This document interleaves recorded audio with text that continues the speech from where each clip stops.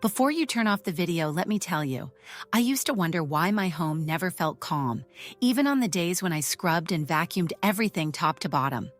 I'd light a candle, sit down with a cup of tea, and instead of feeling peaceful, I'd still feel this strange heaviness. It wasn't dirt or dust, it was something I couldn't quite put my finger on. And honestly, it left me a little frustrated because I thought, what more could I possibly do? Well, turns out, it wasn't about what I was cleaning. It was about the things I was keeping. And I promise you, once I started letting go of a few sneaky little items, the whole house felt different. Stick with me here, because the last idea I'll share later is the one that truly shifts everything. Now here's the surprising part. What if I told you the objects stealing your peace aren't mess at all, but the things you've stopped noticing years ago? You know, those everyday items that blend into the background. A cracked bowl in the cupboard, a stack of old envelopes on the counter, or that chair everyone avoids because it wobbles. Those silent energy thieves are often the real culprits, and once you see them, you can't unsee them. Oh, and before we go further, tell me in the comments where you're watching from. I love knowing how far and wide our little homemaking circle stretches. I'll tell you, the first one that shocked me was plastic. Not plastic bags or cluttered containers, but those yellowed, tired-looking plastics that sneak up on you. You know the kind. Fridge trays that used to be clear, but now look like they've lived through 3 world wars, or that mixing bowl that has gone from bright white to an odd shade of beige. Here's the thing. Our brains pick up on that discoloration more than we realize. Every time you open the fridge or cupboard, it whispers, neglect.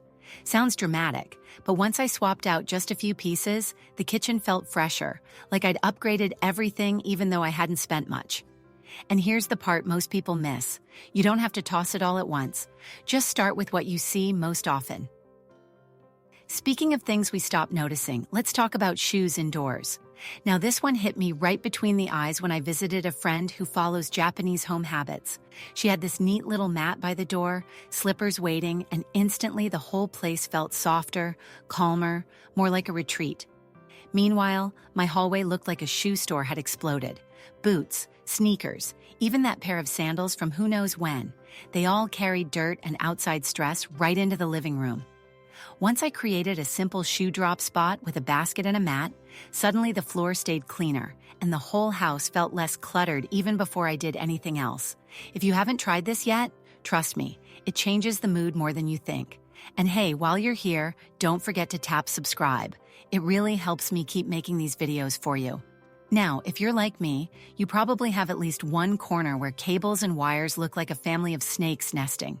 The TV stand, the computer desk, that drawer full of old chargers, you know exactly what I mean. It's not just messy, it actually stresses the eyes. I used to joke that my TV area had its own spaghetti dinner. That's how tangled everything was. But once I bundled them with a few cheap Velcro ties and tucked the extras into a little box, it was like a weight lifted. And here's a fun trick. Start with the most visible spot. If you watch TV every night, clean up that zone first. Every time you sit down afterward, you'll notice how much calmer it feels. And since we're talking about sneaky clutter, here's a habit that keeps things from creeping back. The one in, one out rule. It's so simple it almost sounds silly, but it works like magic. Whenever something new comes into the house, a shirt, a coffee mug, a knick-knack, you let one old thing go. At first I thought, there's no way that tiny change will matter. But oh, it matters. Because instead of piling more and more into your closets and cabinets, you're keeping a balance. Over time, it's the easiest way to make sure you never go backward. And the best part? It feels freeing, not restrictive. But here's what makes this all so powerful. These little steps aren't just about tidiness. They shift the energy of your home. That yellow bowl, those piles of shoes, the messy wires, they don't look like much on their own, but together they send constant signals to your brain. When you start clearing them out, the house feels lighter, and so do you. That's the secret I wish someone had told me years ago. You know what's funny? The more I started noticing these little things, the more I realized my home wasn't messy. It was just full of quiet distractions. Once you notice them, you can't help but see them everywhere. Like let's take clothes, for example. Oh, this one stung. I had a whole section of my closet filled with maybe someday clothes. Jeans that were a size too small, a blouse I hadn't worn since the 90s, even a jacket that looked great on the hanger but made me feel like a marshmallow when I wore it. Every time I opened that closet, it wasn't just fabric hanging there. It was guilt, old memories, and a reminder of a version of me I wasn't anymore. And the truth? That weighs on you. Here's the part most people miss. Keeping clothes you don't wear tricks your brain into thinking you have fewer options. You stand there, sighing, saying, "I have nothing to wear," while staring at a closet crammed with hangers. Once I tried the 1-year rule. If I hadn't worn it in the last 12 months, it was time to bless someone else with it. I suddenly had space, and that space gave me clarity. Now I can see what I actually like, and mornings feel less like a battle with fabric. Do you already do this, or is this new to you? And then there's paper. Oh, paper, the silent monster. I don't know about you, but I used to have little piles on every surface. Old bills, flyers, manuals for gadgets I didn't even own anymore. I'd tell myself, I'll sort through it this weekend. And of course, the weekend came and went, and the piles grew taller. The sneaky thing about paper is it feels important even when it's not. But the truth?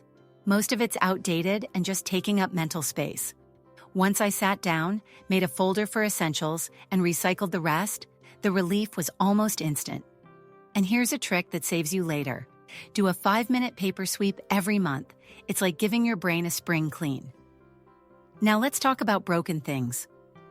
Oh boy, I had this wobbly chair in the kitchen. Everyone knew not to sit on it, but we all kept it around like it was some kind of family mascot. And every time I walked past it, it whispered, "Unfinished business." That's what broken stuff does. It trains your brain to live with dysfunction, and slowly you stop expecting things to work right.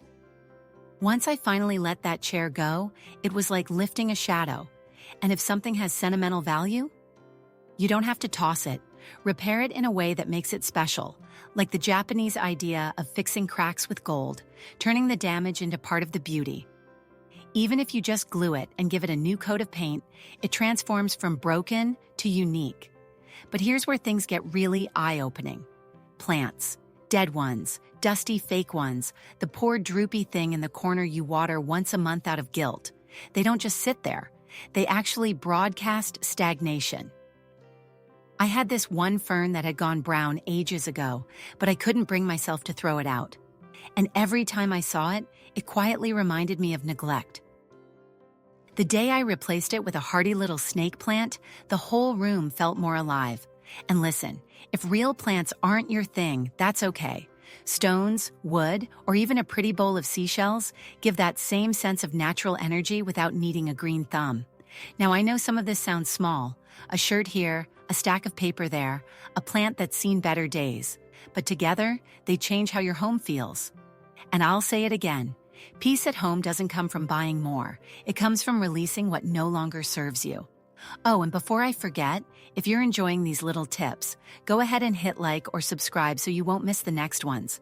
It really helps keep this channel going. It's funny how once you start clearing the obvious clutter, the deeper layers begin to show themselves. And honestly, this part can be a little emotional, because some of the things weighing us down aren't just objects. They're stories we've been carrying. Take sentimental clutter, for instance. I had a drawer full of old letters, birthday cards, and even a few gifts that never really suited me. You know the kind. You keep them because you feel guilty, not because they bring joy. Every time I opened that drawer, I felt a little pang. Not happiness, just heaviness. And here's the truth most people miss. Holding on to something that reminds you of sadness or guilt doesn't honor the memory. It anchors you to it. What helped me was taking a photo of a few of those things before letting them go. That way, I still had the memory, but I wasn't living with the physical weight of it anymore. And speaking of weight, lighting makes such a difference. For years, I had this one hallway bulb that was burned out. I walked past it every day, muttering, "I'll get to it." Meanwhile, the hallway felt dark, unwelcoming, and became the perfect place for clutter to gather. Once I finally screwed in a fresh bulb, I laughed at how silly it was that I'd waited so long. Light changes how you feel about a room instantly. A warm lamp in the corner, curtains pulled back in the morning, even just a mirror bouncing sunlight. It lifts everything. And here's the part you'll love. Lighter spaces naturally discourage clutter because suddenly you see it. Now, there's something else that's subtle but powerful: energy checkpoints. I didn't invent this, but I use it all the time now. I stand in each room and simply ask myself, do I feel calm here? If the answer's no, I don't rush to redecorate. I just look around for the one thing that doesn't belong. Sometimes it's an old magazine, sometimes it's a pile of cables, sometimes it's just a dusty fake plant. Removing even one thing shifts the energy. It sounds small, but it trains you to trust your instincts, and that's how your home starts supporting you instead of draining you. Another shift came from micro-rituals. For the longest time, I believed decluttering meant setting aside an entire weekend, dragging boxes around and exhausting myself. No wonder I put it off. But then I started a 5-minute ritual before bed, just putting away or discarding one thing that didn't belong. Some nights it was as tiny as recycling a receipt. Other nights it was putting a pair of shoes back where they belonged. And let me tell you, after a month, those 5 minutes added up. The house felt calmer, but more importantly, I went to bed with a clearer mind. That's the hidden gift here. It's not about the stuff, it's about how you feel when the lights go off. And I can't skip the unfinished projects. You know, the half-mended shirt, the lamp waiting for a new shade, the drawer that squeaks every time you open it. Living with unfinished business chips away at you because each item is like a tiny to-do list you're ignoring. Once I made a game out of it, fixing or releasing just one broken thing each week, it felt like reclaiming energy I didn't know I was losing. Even when I decided something wasn't worth fixing, letting it go freed me more than keeping it ever did. Now let's be real, none of this means your house has to look like a magazine spread. Life is messy, and homes are for living. But when you clear out what's broken, lifeless, or tied to old versions of yourself, what's left is a home that actually supports you. And that's what homemaking is really about. It's not perfection, it's peace. By now you can probably feel the pattern. It's not about scrubbing harder or buying fancy containers. It's about lightening the invisible load. Every old paper, broken gadget, lifeless plant, or forgotten sweater carries a little whisper of the past. And when you slowly release those things, what's left is space. Space to breathe, space to rest, space to simply enjoy being home. And here's the part most people overlook. Removing can be just as powerful as cleaning. I used to think the only way to refresh a room was to add something new. A rug, a picture frame, another throw pillow. But the truth, taking something away often makes the bigger difference. That corner that used to feel crowded suddenly feels open. That shelf you cleared starts to look intentional instead of messy. It's like discovering a new room inside the home you already have. Now, I want to leave you with a little challenge, because nothing changes unless you try it. In the next 24 hours, find just one thing in your home that doesn't belong anymore. It could be that chipped mug you avoid using, the stack of papers by the phone, or that shirt that's been waiting for the right occasion for 10 years. Pick one and let it go. You'll be surprised how freeing it feels, and you might even want to keep going. And don't worry, you don't need to tackle the whole house. This isn't about perfection. Your home doesn't need to be spotless or styled like a magazine spread. It just needs to feel lighter, calmer, more alive. Every small step is a gift you give yourself. So take the challenge, notice how your home feels afterward, and keep building from there. Because at the end of the day, homemaking isn't just about chores. It's about creating a place where you feel at peace. And trust me, you deserve that.